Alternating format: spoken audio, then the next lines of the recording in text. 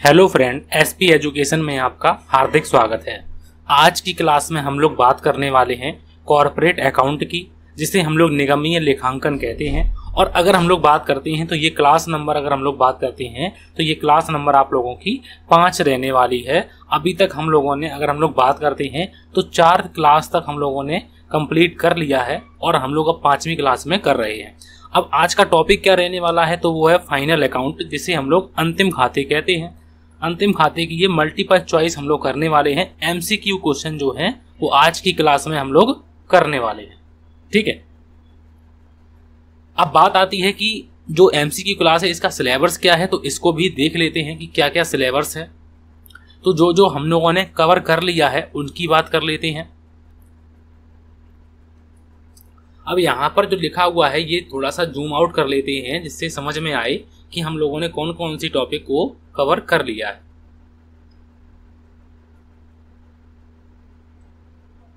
अब सबसे पहले लिखा हुआ है कि यूनिट में अगर हम लोग बात करते हैं, यूनिट 4 है आप लोगों की कॉर्पोरेट अकाउंट में। यूनिट जो है वो कौन सी है, तो यूनिट नंबर जो है वो 4 रहने वाला है। और इसमें अगर हम लोग बात करते हैं तो कॉर्पोरेट अकाउंटिंग में हम लोगों के 15 नंबर के क्वेश्चन जो है वो आने वाले हैं। सबसे पहले लिखा हुआ है कि accounting for share capital and debenture issue. तो इसमें हम लोगों ने ये पार्ट 1 किया था। पार्ट 1 में हम लोगों ने शेयर के बारे में और पार्ट 2 में हम लोगों ने फॉर फीचर के बारे में किए थे क्वेश्चन। ठीक है, उसके बाद हम लोगों ने बात की थी रिडम्पशन की, और रिडम्पशन में लिखा हुआ है कि redemption of preference share and debenture. तो प्रेफरेंस शेयर एंड डिवेंचर मैंने प्रेफरेंस को नहीं बताया है, मानता हूं, लेकिन डिवेंचर को मैंने बताया है। और इसमें भी हम लोगों ने पार्ट 1 और पार्ट 2 यहाँ पर भी किए हैं। ठीक है, पार्ट 2 भी यहाँ पर किए हैं। तो ये क्लासें जो हैं, ये क्लासों की बात अगर हम लोग करते हैं तो ये क्लासें मैंने 4 करा दी हैं आप लोगों की। और आज की क्लास में हम लोग क्या करने वाले हैं, तो आज की क्लास में हम लोग करने वाले हैं कि preparation of final account of a company as per company act 2013। Company act 2013 के अकॉर्डिंग हम लोगों को आज की क्लास में बात करनी है फाइनल अकाउंट की। तो आज मैं यही आप लोगों को कराने वाला हूं। और रहा जो शेष टॉपिक हैं उनको मैं 2 या 3 दिन में आप लोगों को ये टॉपिक करा दूंगा कि अमल कमीशन ऑफ कंपनी। उसके बाद हम लोग कराएंगे कि accounting treatment of internal reconstruction. और नेक्स्ट में हम लोग कराएंगे अकाउंटिंग फॉर बैंकिंग कंपनी के बारे में मुझे आप लोगों को बताना है। ठीक है, उसके बाद मैं इंश्योरेंस कंपनी के बारे में आप लोगों को बताऊंगा और उनके एमसीक्यू करेंगे। इन सभी के एमसीक्यू हम लोग करने वाले हैं और डेप्रीसिएशन के भी हमें एमसीक्यू आप लोगों को कराने वाला हूं। तो बस आप लोगों से इतनी सी रिक्वेस्ट है कि आप लोग एसपी एजुकेशन चैनल को सब्सक्राइब करके रखें, और अगर नहीं किया है तो कर लें और ज़्यादा से ज़्यादा बच्चों को शेयर भी करें, क्योंकि उनको हम लोग आज की क्लास में जो भी क्वेश्चन करेंगे बहुत अच्छे क्वेश्चन करने वाला हूँ।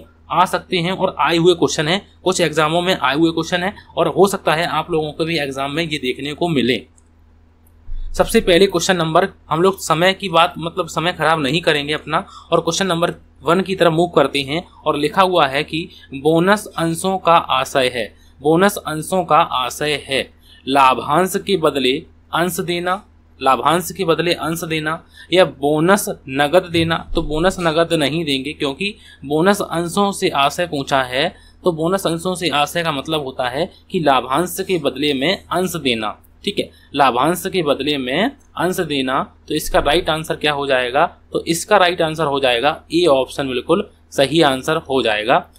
और अंशतः प्रदत्त अंशों को पूर्ण प्रदत्त में बदलना, तो ये जो है वो गलत है। ठीक है, और कोई नहीं, ये भी गलत है। तो हम लोगों का राइट आंसर क्या हो जाएगा, ए ऑप्शन बिल्कुल सही आंसर हो जाएगा कि बोनस अंशों का आशय लाभांश के बदले अंश देना है। तो इसका राइट आंसर क्या है, तो इसका राइट आंसर है ए ऑप्शन, बिल्कुल सही आंसर हो जाएगा। देखो, डिटेल हम लोग नहीं करेंगे क्योंकि मुझे आप लोगों को ज़्यादा से ज़्यादा क्वेश्चन कराने हैं, एग्जाम पास में है, इसीलिए मुझे ज़्यादा से ज़्यादा आप लोगों को क्वेश्चन कराने हैं। क्वेश्चन नंबर 2 में लिखा हुआ है कि स्टाफ प्रोविडेंट फंड चिट्ठे में दिखाया जाता है। स्टाफ प्रोविडेंट फंड को चिट्ठे में कहाँ पर दिखाते हैं, संचय एवं आधिक्य में दिखाते हैं। याद रखिए कि फंड जो भी हैं उनको हम लोग कहाँ पर दिखाते हैं, रिजर्व एंड सरप्लस में दिखाते हैं। रिजर्व एंड सरप्लस में हम लोग दिखाते हैं, जिसे हम लोग कहते हैं संचय एवं आधिक्य। इसको हम लोग कहां पर दिखाते हैं? जितने भी फंड होते हैं, ज्यादातर फंड हम लोग संचय एवं आधिक्य में दिखाए जाते हैं। और संचय एवं आधिक्य में तो यहां पर पूछा है कि स्टाफ प्रोविडेंट फंड दिखाया जाता है संचय एवं आधिक्य में, सुरक्षित ऋण में, चालू दायित्व एवं आयोजन में और संदिग्ध दायित्व में। तो इसका जो राइट आंसर है कि जो स्टाफ प्रोविडेंट फंड जो है वो कहां पर दिखाए जाते हैं, तो याद रखिए कि इसमें ज्यादातर जो फंड हैं, तो ज्यादातर फंड तो वैसे तो संचय एवं आधिक्य में दिखाए जाते हैं, लेकिन स्टाफ प्रोविडेंट फंड जो है वो हम लोगों का एक लायबिलिटी मानी जाती है, क्योंकि कस्टमर्स ने, जो कर्मचारी हैं, उनकी छोटी छोटी सेविंग सेव हुई है और कुछ कंट्रीब्यूशन इसमें मालिक का भी होता है, नियोक्ता का भी होता है, तो इसीलिए ये दायित्व है। तो इस क्वेश्चन का जो राइट आंसर है, तो इसका राइट आंसर हो जाएगा सी ऑप्शन, बिल्कुल सही आंसर हो जाएगा। इसका जो राइट आंसर है, इस क्वेश्चन का राइट आंसर क्या हो जाएगा? सी ऑप्शन बिल्कुल सही आंसर हो जाएगा। कि स्टाफ प्रोविडेंट फंड चिट्ठे में कहां पर दिखाते हैं? चालू दायित्व एवं आयोजन में दिखाते हैं।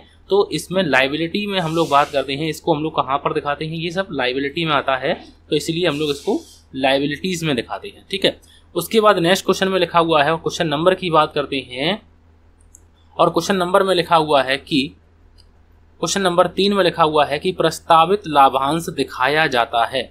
प्रस्तावित जो लाभांश है वो कहां पर दिखाया जाता है? प्रस्तावित को बोलते हैं प्रपोज्ड डिविडेंड। अब प्रपोज्ड डिविडेंड को कहां पर दिखाते हैं? लाभ हानि विवरण में, चिट्ठे के दायित्व पक्ष में दिखाते हैं, चिट्ठे के संपत्ति पक्ष में दिखाते हैं, या इनमें से कोई नहीं।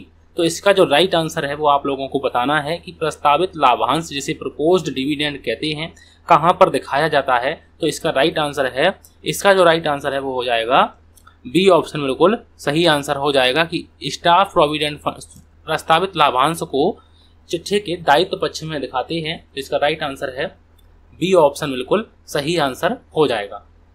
उसके बाद नेक्स्ट क्वेश्चन, और नेक्स्ट क्वेश्चन में लिखा हुआ है, क्वेश्चन नंबर 4 की बात करते हैं, और 4 नंबर क्वेश्चन में लिखा हुआ है कि पशुधन, पशुधन जिसे इंग्लिश में कहते हैं लाइव स्टॉक, को चिट्ठे में दिखाया जाता है। पशुधन को चिट्ठे में दिखाया जाता है, कहां पर दिखाया जाता है? सुरक्षित ऋण में दिखाया जाता है, असुरक्षित ऋण में दिखाया जाता है, या फिर स्थायी संपत्तियों में दिखाया जाता है, या फिर चालू संपत्तियों में दिखाया जाता है। तो पशुधन को हम लोग कहां पर दिखाते हैं चिट्ठे में?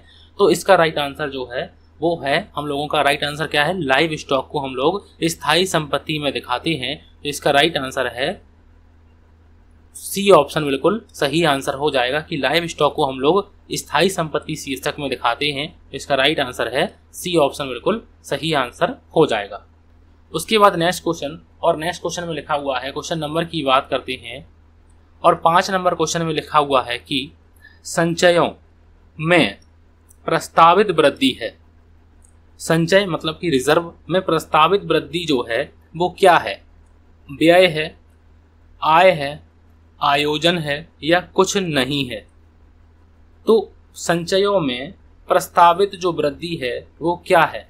संचयों में प्रस्तावित वृद्धि जो है वो क्या है? तो वो एक आयोजन है। तो इसका राइट आंसर है सी ऑप्शन, बिल्कुल सही आंसर हो जाएगा कि वो एक प्रोविजन है। संचयों में प्रस्तावित वृद्धि एक प्रोविजन है, ठीक है, आयोजन है। तो इसका राइट आंसर है सी ऑप्शन, बिल्कुल सही आंसर हो जाएगा।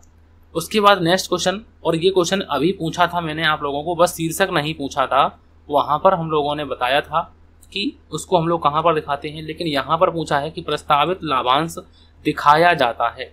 अभी मैंने आप लोगों को एक क्वेश्चन कराया था यहाँ पर, और अभी मैंने आप लोगों को यहाँ क्या बताया था कि जो प्रस्तावित लाभांश है उसे हम चिट्ठे में दिखाते हैं दायित्व पक्ष में, लेकिन ये नहीं बताया था कि किस शीर्षक में दिखाते हैं। शीर्षक पूछा गया है अगले क्वेश्चन में।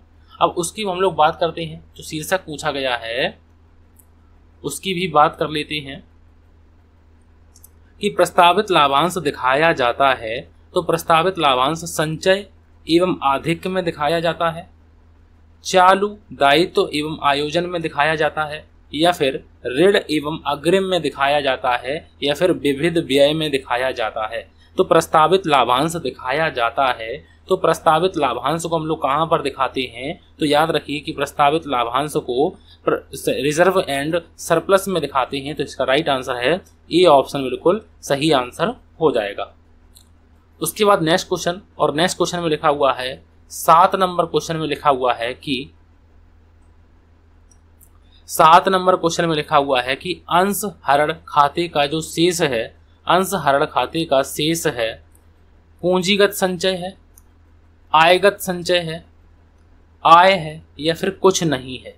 तो जो अंश हरण खाता है, जो मतलब शेयर फॉर फ्यूचर अकाउंट है, उसका जो शेष है वो क्या है, पूंजीगत संचय है, आयगत संचय है, आय है या कुछ नहीं है। तो इसका राइट आंसर है कि वो एक पूंजीगत संचय है। इसका राइट आंसर है ए ऑप्शन बिल्कुल सही आंसर हो जाएगा। उसके बाद नेक्स्ट क्वेश्चन, और नेक्स्ट क्वेश्चन में लिखा हुआ है, क्वेश्चन नंबर की बात करते हैं, और क्वेश्चन नंबर 8 में लिखा हुआ है कि क्वेश्चन नंबर 8 में लिखा हुआ है कि एक कंपनी लाभांश दे सकती है। एक कंपनी जो है वो लाभांश दे सकती है, कैसे दे सकती है और किससे दे सकती है।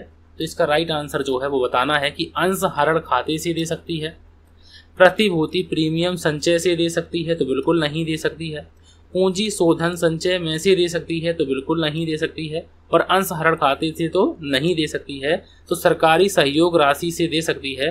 तो इसका राइट आंसर है हम लोगों का डी ऑप्शन बिल्कुल सही आंसर हो जाएगा कि सरकारी सहयोग राशि से एक कंपनी लाभांश दे सकती है। तो इसका राइट आंसर है डी ऑप्शन बिल्कुल सही आंसर हो जाएगा।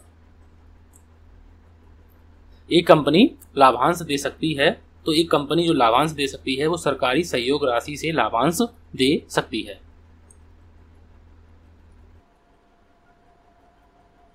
तो इसका जो राइट आंसर है वो है डी ऑप्शन बिल्कुल सही आंसर हो जाएगा।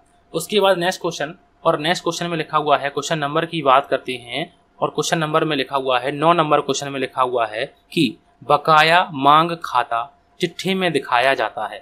बकाया मांग खाता हम लोग बैलेंस शीट में कहाँ पर दिखाते हैं, संचय एवं आधिक्य में दिखाते हैं, अंश पूंजी में से घटाकर दिखाते हैं, या फिर विविध व्यय में दिखाते हैं, या फिर दिखाया नहीं जाता है।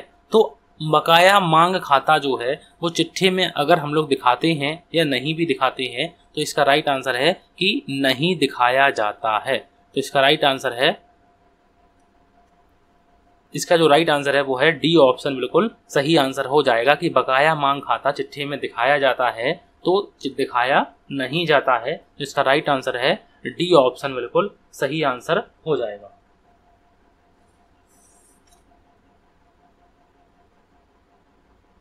उसके बाद नेक्स्ट क्वेश्चन, और नेक्स्ट क्वेश्चन में लिखा हुआ है 10 नंबर क्वेश्चन की बात करते हैं, और 10 नंबर क्वेश्चन में लिखा हुआ है कि कंपनी द्वारा अर्जित लाभ हानि दिखाया जाता है। कंपनी द्वारा अर्जित लाभ हानि दिखाया जाता है तो वो अंश पूंजी में जोड़कर या घटाकर दिखाया जाता है।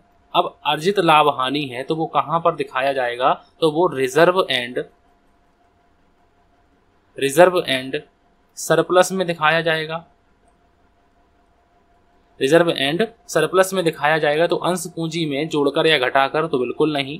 संचय एवं आधिक्य में दिखाया जाएगा, सामान्य संचय में दिखाया जाएगा, या फिर चालू दायित्व में दिखाया जाएगा। तो इसका राइट आंसर है कि उसे हम लोग कहाँ पर दिखाते हैं, तो उसे हम लोग लाभहानि को, अगर कंपनी द्वारा अर्जित लाभहानि है तो उसे संचय एवं आधिक्य में दिखाते हैं। तो इसका राइट आंसर है बी ऑप्शन बिल्कुल सही आंसर हो जाएगा। 11 नंबर क्वेश्चन में लिखा हुआ है कि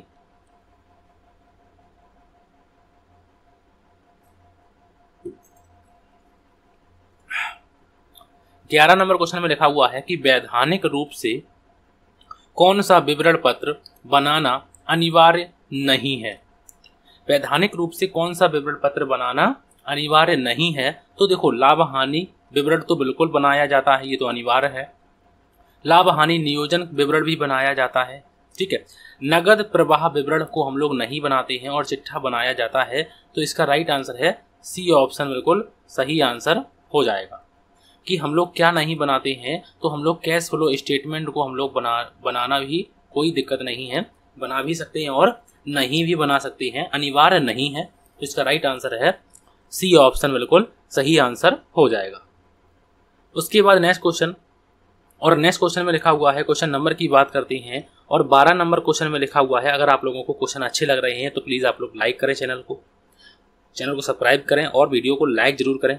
मैं आप लोगों के लिए मेहनत करने को तैयार हूं, बस आप लोग सेल्फ स्टडी भी करते रहिए और आप लोगों का पेपर आराम से निकल जाएगा। ठीक है, बस सेल्फ स्टडी जरूर करते रहिए। कि कंपनी के चिट्ठे में संपत्तियां दिखाई जाती हैं, कंपनी के चिट्ठे में संपत्तियां दिखाई जाती हैं तो वो स्थायित्व क्रम में दिखाई जाती हैं, तरलता के क्रम में दिखाई जाती हैं, बिना क्रम के दिखाई जाती हैं या बाजार मूल्य पर दिखाई जाती हैं। तो कंपनी के चिट्ठे में संपत्तियां जो है वो दिखाई जाती हैं तो वो किस आधार पर दिखाई जाती हैं, तो वो स्थायित्व के आधार पर दिखाई जाती हैं। सबसे पहले हम लोग फिक्स एसेट्स को लिखते हैं। ठीक है, नॉन करेंट एसेट्स जैसे होती हैं हम लोगों की, जो करेंट एसेट्स नहीं होती हैं, तो उनको हम लोग दिखाते हैं। तो इसलिए स्थायित्व के आधार पर सबसे पहले इनको हम लोग, कंपनी में चिट्ठे में संपत्तियां दिखाई जाती हैं तो स्थायित्व के आधार पर दिखाई जाती हैं। तो इसका राइट आंसर है ए ऑप्शन बिल्कुल सही आंसर हो जाएगा। ये क्वेश्चन, ऐसे क्वेश्चन आते हैं। ठीक है, उसके बाद नेक्स्ट क्वेश्चन, और नेक्स्ट क्वेश्चन में लिखा हुआ है, क्वेश्चन नंबर की बात करते हैं और क्वेश्चन नंबर में लिखा हुआ है 13 नंबर क्वेश्चन में लिखा हुआ है कि निम्नलिखित में से कौन सी मद चालू दायित्व नहीं है। चालू दायित्व पूछा है, नहीं है, करेंट लायबिलिटी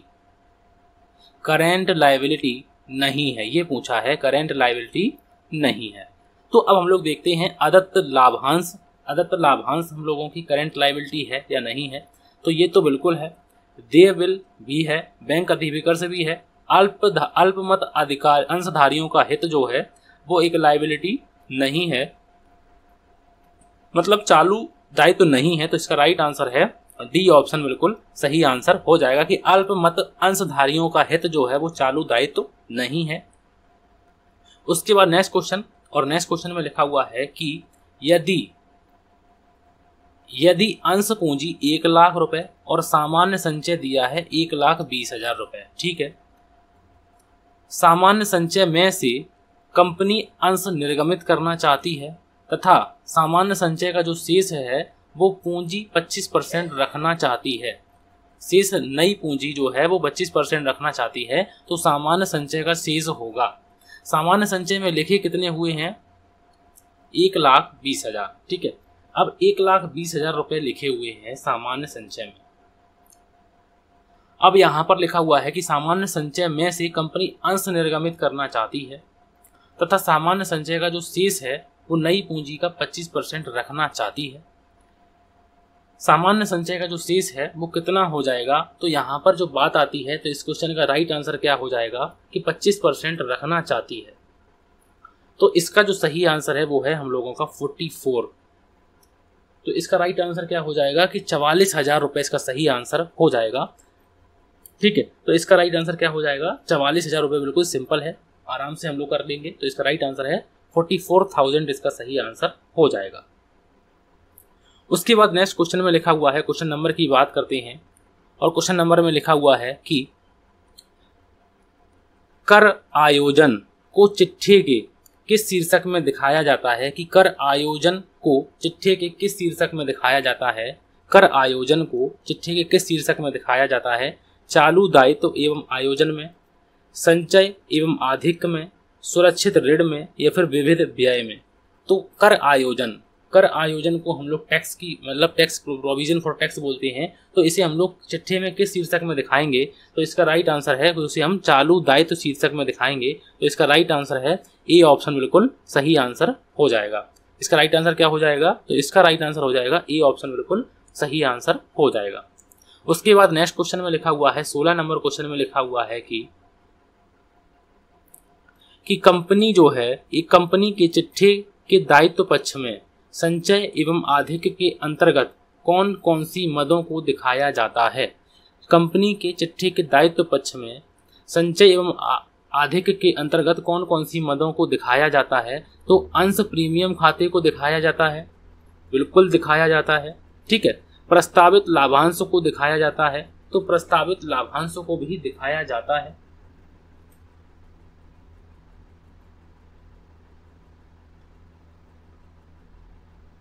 ठीक है। तो प्रस्तावित जो है वो लाभांश को भी दिखाया जाता है।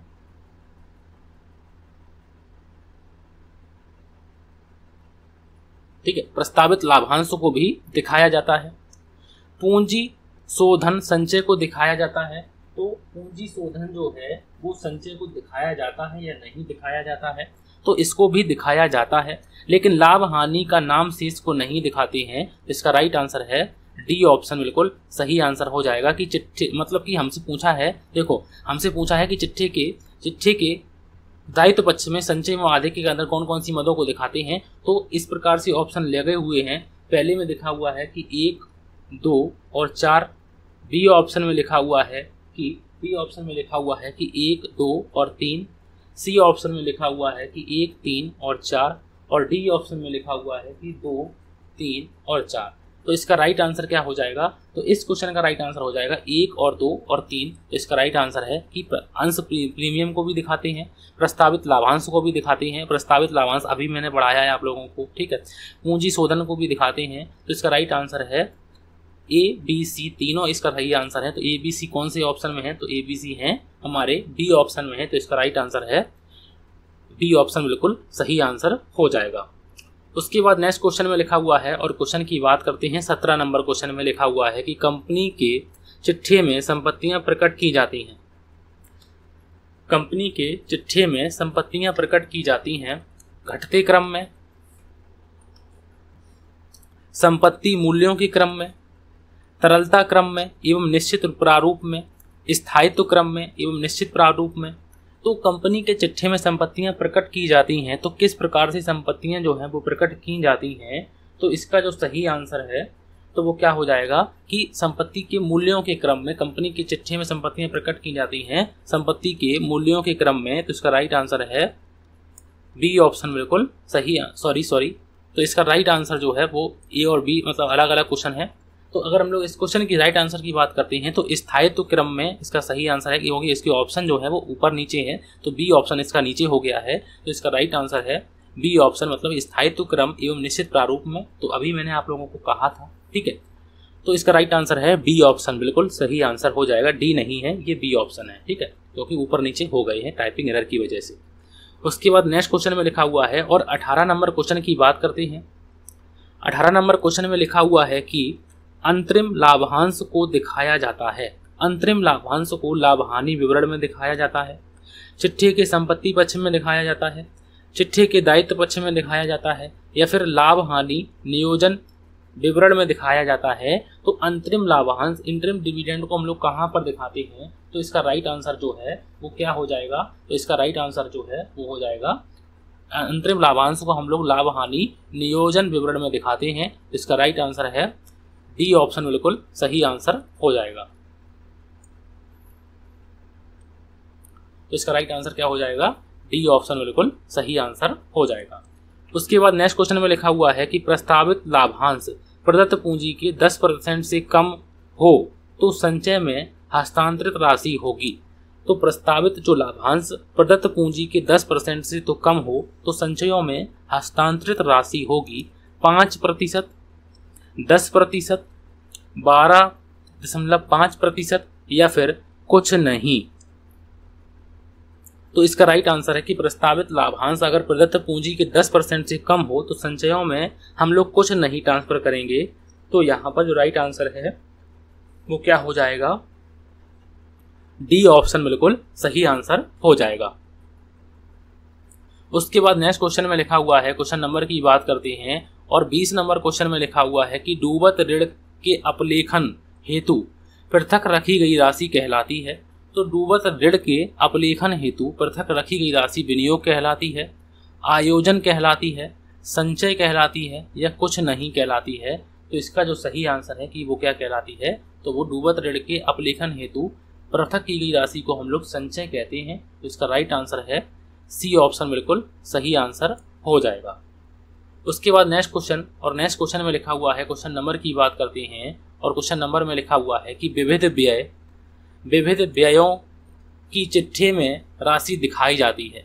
विविध व्ययों की चिट्ठे में राशि जो दिखाई जाती है वो संपूर्ण राशि दिखाई जाती है, आधी राशि दिखाई जाती है, जिसका समायोजन नहीं हुआ हो वो दिखाई जाती है, या फिर दिखाई ही नहीं जाती है। तो याद रखिए, यहाँ पर याद रखिए क्या कि जिसका समायोजन नहीं हुआ है वो राशि दिखाई जाएगी चिट्ठे के संपत्ति पक्ष में कृत्रिम संपत्ति के रूप में। तो इसका राइट आंसर है सी ऑप्शन, बिल्कुल सही आंसर हो जाएगा। उसके बाद नेक्स्ट क्वेश्चन, और नेक्स्ट क्वेश्चन में लिखा हुआ है 20 नंबर के बाद हम लोगों का 22 नंबर क्वेश्चन में लिखा हुआ है कि कंपनी के चिट्ठे पर हस्ताक्षर होने चाहिए। कंपनी के चिट्ठे पर हस्ताक्षर किसके होने चाहिए? चार्टर्ड अकाउंटेंट के, MBA के, या सरकार के प्रतिनिधि के, या संचालक मंडल के। तो याद रखिए कि किसके हस्ताक्षर होने चाहिए? तो संचालक मंडल के हस्ताक्षर जो हैं वो होने चाहिए। तो इसका राइट आंसर है, इसका राइट आंसर जो है वो क्या हो जाएगा? इसका जो राइट आंसर है वो हो जाएगा डी ऑप्शन, बिल्कुल सही आंसर हो जाएगा। उसके बाद नेक्स्ट क्वेश्चन, और नेक्स्ट क्वेश्चन में लिखा हुआ है, क्योंकि मुझे ज़्यादा से ज़्यादा प्रैक्टिस करानी है, जब हम लोग इनकी थ्योरी में पढ़ाएंगे ना तो एक एक क्लियर बात आप लोगों को बताएंगे, एक एक बात क्लियर बनाएंगे, क्योंकि मैंने थ्योरी में जो भी पढ़ाया है, जितना भी पढ़ाया है, जितना भी जब भी पढ़ाया है तो पूरा पढ़ाया है। आप लोग इनकम फ्रॉम सैलरी में जाकर देख लीजिए, इनकम टैक्स में, इनकम फ्रॉम सैलरी में मैंने 7 से 8 क्लासें आप लोगों को पढ़ाई हैं, आधे घंटे की, मतलब 30-30 मिनट की आप लोगों को क्लासें पढ़ाई हैं वहाँ पर मैंने, ठीक है। तो उनको आप लोग देखिए, इनकम टैक्स को, ऑडिटिंग को, और भी जो भी सब्जेक्ट है, कॉस्ट अकाउंटिंग को, तो ये सभी सब्जेक्ट मैंने कराए हुए हैं। तो इनको आप लोग जरूर देखिए, प्लेलिस्ट पर जाकर आप लोग चेक कर लिए पहले, फिर आप लोग आराम से देखिएगा, ठीक है।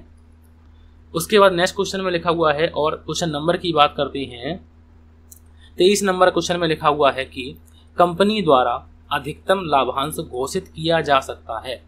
अधिकतम लाभांश घोषित किया जा सकता है, ये तो कंपनी के संचालक मंडल पर इच्छा पर डिपेंड करता है। तो इसका जो राइट आंसर है वो हम लोगों का ए ऑप्शन ही सही आंसर हो जाएगा। बाकी के ऑप्शन जो हैं वो गलत हो जाएंगे, क्योंकि कुछ क्वेश्चन ऐसे होते हैं जो समझ में तुरंत आ जाते हैं कि ये तो परसेंटेज पर, मतलब हम लोगों को ऑप्शन भी नहीं पढ़ने होते हैं। इसका राइट आंसर हम लोग कर सकते हैं कि कंपनी द्वारा अधिकतम लाभांश घोषित किया जा सकता है। ये कंपनी की संचालकों मंडलों की इच्छा पर डिपेंड करता है। कोई कंपनी का अलग होता है लाभांश का रेट, कोई कंपनी का अलग होता है किसी तरीके से, ठीक है। मतलब आप लोग नेट पर चेक कर सकते हैं, अलग अलग इनके जो रेट होते हैं वो अलग अलग कंपनी के अलग अलग होते हैं। नेक्स्ट क्वेश्चन में लिखा हुआ है, 24 नंबर क्वेश्चन में लिखा हुआ है कि लाभांश घोषणा के कितने दिन में अधिपत्र जारी करना या चेक जारी करना अनिवार्य है? तो 42 दिन के अंदर, 21 दिन या 15 दिन। तो इसका राइट आंसर जो है वो है कि 21 दिन के अंदर जो है वो चेक जारी करना या अधिपत्र जारी करना अनिवार्य है। इसका राइट आंसर है बी ऑप्शन, बिल्कुल सही आंसर हो जाएगा। उसके बाद नेक्स्ट क्वेश्चन, और नेक्स्ट क्वेश्चन की ओर मुख पढ़ते हैं, और नेक्स्ट क्वेश्चन में लिखा हुआ है कि 25 नंबर क्वेश्चन में लिखा हुआ है कि कंपनी की अधिकृत पूंजी 10 लाख रुपए है, निर्गमित पूंजी 8 लाख रुपए है, बकाया जो मांग है वो 50,000 रुपए है, अदत्त मांग जो है वो 5,000 रुपए है, याचित लाभांश जो है वो 10% है, लाभांश की राशि होगी। तो लाभांश की राशि पूछी गई है, तो लाभांश की राशि अगर हम लोगों से पूछी जाती है तो इसका जो राइट आंसर वो हो जाएगा, क्या हो जाएगा? तो इसका राइट आंसर हो जाएगा 1 लाख रुपए।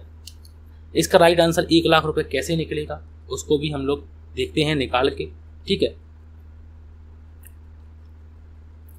तो यहाँ पर जो क्वेश्चन लिखा हुआ है इसको देख लेते हैं कि क्वेश्चन जो है वो पूरा लिखा हुआ है।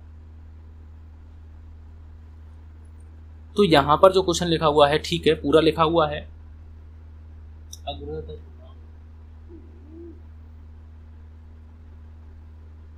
ये अग्रदत्त मांग जो है वो 5,000 रुपए हैं, बकाया मांग जो है वो 50,000 रुपए हैं।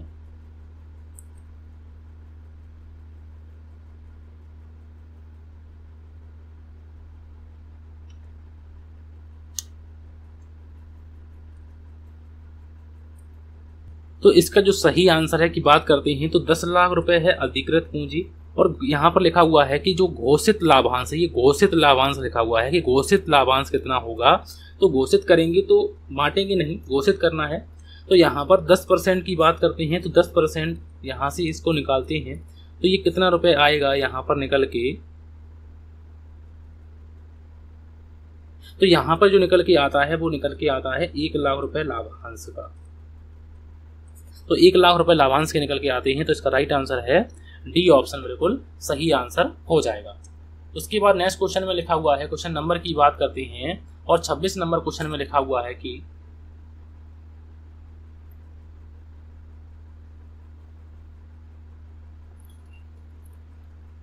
26 नंबर क्वेश्चन में लिखा हुआ है कि कंपनी अधिनियम 2013 के अनुसार प्रबंधकीय पारिश्रमिक की अधिकतम सीमा है।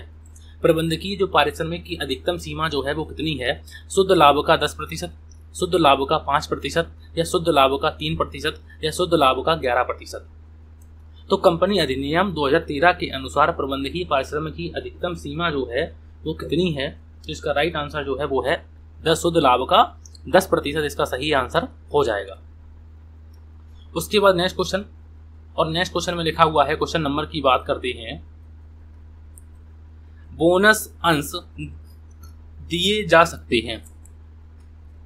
तो बोनस अंशों के रूप में हम लोग कौन से अंश दे सकते हैं? हम लोग प्रेफरेंस शेयर दे सकते हैं, हम लोग इक्विटी शेयर दे सकते हैं, या फिर दोनों दे सकते हैं, या फिर ऋण पत्र दे सकते हैं। तो बोनस के रूप में हम लोग क्या दे सकते हैं? तो यहाँ पर केवल साधारण अंश दे सकते हैं, केवल अधिमान अंश दे सकते हैं, ऋण पत्र दे सकते हैं, या फिर साधारण और अधिमान अंश दोनों दे सकते हैं। तो इसका राइट आंसर याद रखिए कि बोनस अंश के रूप में हम लोग केवल साधारण अंश दे सकते हैं। तो इसका राइट आंसर है ए ऑप्शन, बिल्कुल सही आंसर हो जाएगा। उसके बाद नेक्स्ट क्वेश्चन में लिखा हुआ है कि प्रस्तावित बोनस खाता चिट्ठी में दिखाया जाता है। प्रस्तावित बोनस खाता चिट्ठी में कहाँ पर दिखाते हैं? तो चालू दायित्व एवं आयोजन में दिखाते हैं, विविध व्यय में दिखाते हैं, संचय एवं आधिक्य में दिखाते हैं। तो इसका राइट आंसर जो है वो है सी ऑप्शन, बिल्कुल सही आंसर हो जाएगा कि प्रस्तावित बोनस खाते को हम लोग कहाँ पर दिखाते हैं? तो प्रस्तावित बोनस खाते को हम लोग कहाँ पर दिखाते हैं? संचय एवं आधिक्य में दिखाते हैं। तो इसका राइट आंसर है सी ऑप्शन, बिल्कुल सही आंसर हो जाएगा। और आज का हम लोगों का आखिरी क्वेश्चन लिखा हुआ है कि भले ही मैंने आप लोगों को डिटेल नहीं बताई है, लेकिन मैंने जो एमसीक्यू कराए हैं वो अच्छे आप लोगों के लिए काम के एमसीक्यू हैं। एक क्लास और करवाएंगे हम लोग, पार्ट 2 भी इसका आएगा, ठीक है। तो इसको भी आप लोग जरूर करें, ठीक है। प्रैक्टिस जरूर करें कुल मिला के, चाहे कहीं भी करें, ठीक है। बोनस अंश कंपनी द्वारा निर्गमित किए जाते हैं जब कंपनी लाभांश चुकाती है नगद के रूप में, अंश निर्गमन द्वारा, या चुकाती नहीं है, या फिर कोई नहीं। तो इसका राइट आंसर जो है वो आप लोगों को बताना है कि बोनस अंश कंपनी द्वारा निर्गमित किए जाते हैं जब कंपनी लाभांश चुकाती है नगद के रूप में, अंश निर्गमन द्वारा, या चुकाती नहीं है, या फिर कोई नहीं। तो इसका राइट आंसर है कि इसका राइट आंसर जो है वो कोई नहीं, इसका सही आंसर हो जाएगा कि इसका राइट आंसर है इनमें से कोई नहीं, ठीक है। तो मैंने आज आप लोगों को 29 क्वेश्चन कराए हैं, वो भी किसके? फाइनल अकाउंट की। और भी क्वेश्चन आएंगे, लगभग में इतने ही क्वेश्चन हम लोग करने वाले हैं। मतलब हम लोगों का टारगेट रहता है 60 से 70 क्वेश्चन का एक टॉपिक से। 50 क्वेश्चन का तो रहता ही रहता है, इसीलिए मैंने वहाँ पर भी वो 2 पार्ट कराए थे। हर मतलब कि टॉपिक वाइज हमने उन्हें 2-2 पार्ट किए हुए हैं। अगर समय मिलेगा तो मैं और भी क्लासें आप लोगों की करा दूंगा, ठीक है। बस आप लोगों से इतनी रिक्वेस्ट है कि आप लोग एसपी एजुकेशन चैनल को सब्सक्राइब करके रखें, लीव ना करें, ठीक है। और भी बच्चों को जोड़ें, अपने साथ में जोड़ें, ठीक है। बस आप लोगों से थोड़ा सा सपोर्ट चाहिए। अच्छी तरीके से आप लोग लाइक करें, वीडियो को सब्सक्राइब करें और शेयर करें। तो आज की क्लास कैसी लगी प्लीज़ कमेंट जरूर करें, आप लोग बताएं, ठीक है। और भी क्लासें जो आप लोग के इस एग्जाम की तैयारी करने वाले हैं आगे, वो भी बताएं आप लोगों को। मैं आप लोगों की तैयारी और भी अच्छी तरीके से कराने वाला हूँ। डिटेल भी मैं आप लोगों को बहुत ही जल्द कॉर्पोरेट अकाउंट की पूरी डिटेल लेकर आने वाला हूँ, कॉस्ट अकाउंट की पूरी डिटेल लेकर आने वाला हूँ। बस आप लोगों का थोड़ा सा सपोर्ट चाहिए। तो आज की क्लास के लिए थैंक यू फॉर वॉचिंग।